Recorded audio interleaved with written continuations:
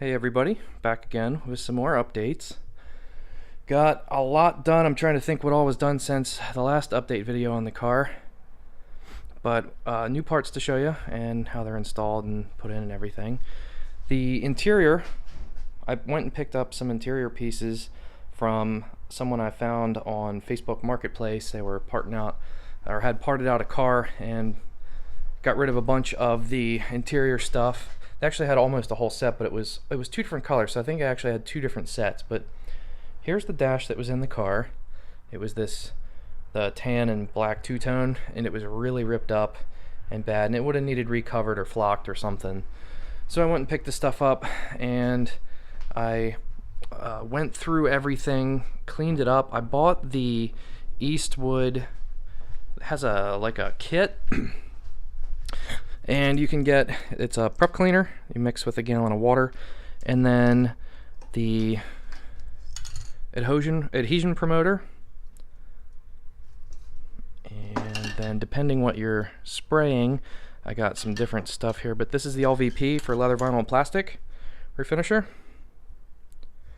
And for the carpeted sections of the door panels and stuff, I got the carpet refinisher.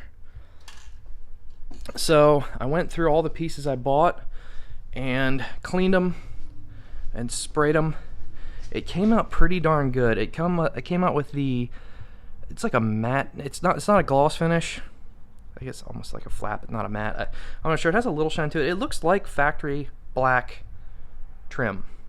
So I cleaned it real good. I sprayed it, and everything looks like it came out really good.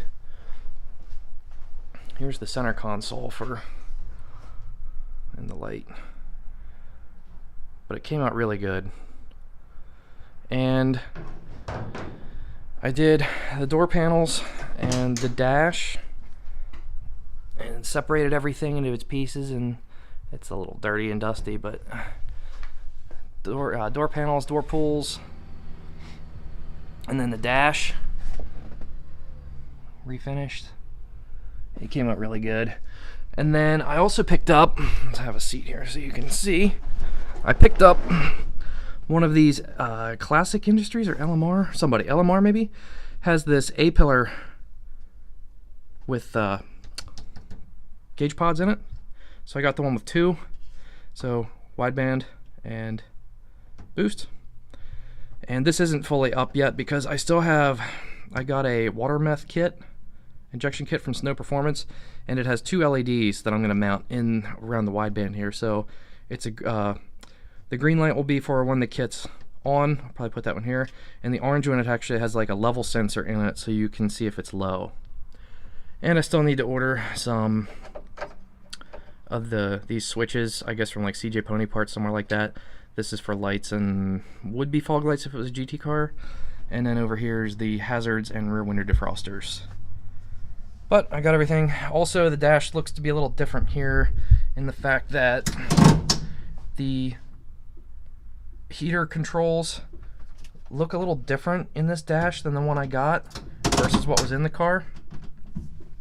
Still have to put all this wiring up and everything, but I want to make sure everything's in the right spot and everything.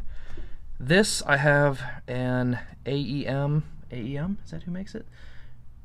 No, Autometer 3 gauge panel that takes the place of the vents. It's on the way. That'll be here Tuesday, and it does 3, 2 and 5/8 inch gauges. So I'm going to do oil pressure, water temp, and volts.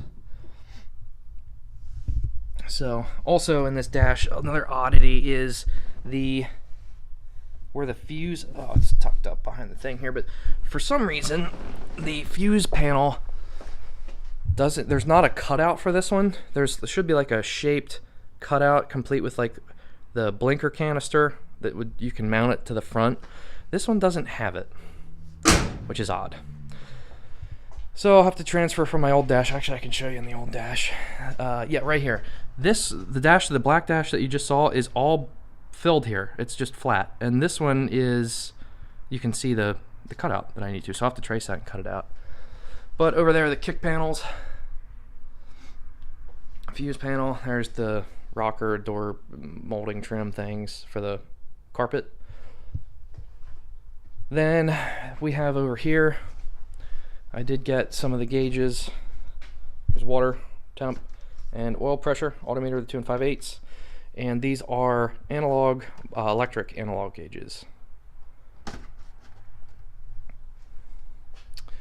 The other big stuff that got done to the car is I ordered the water meth injection from Snow Performance.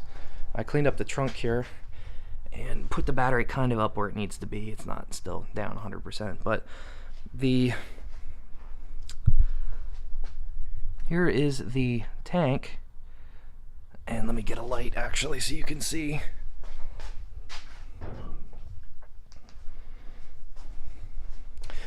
So my dad came out and had a good idea to mount this tank. I couldn't really find a good spot to mount it back here. I was gonna have to make some brackets, but this is on some of that thicker plastic. It's kind of like it's like 1/4 inch plastic. It's pretty thick. So mounted that on there, and then mounted that to the body. So it's really tight, nice. And then that comes out down here, and I mounted the pump down here in the spare tire well. Everything's grounded, all the wires are running up. I still need to wire in the relay and the boost sensor.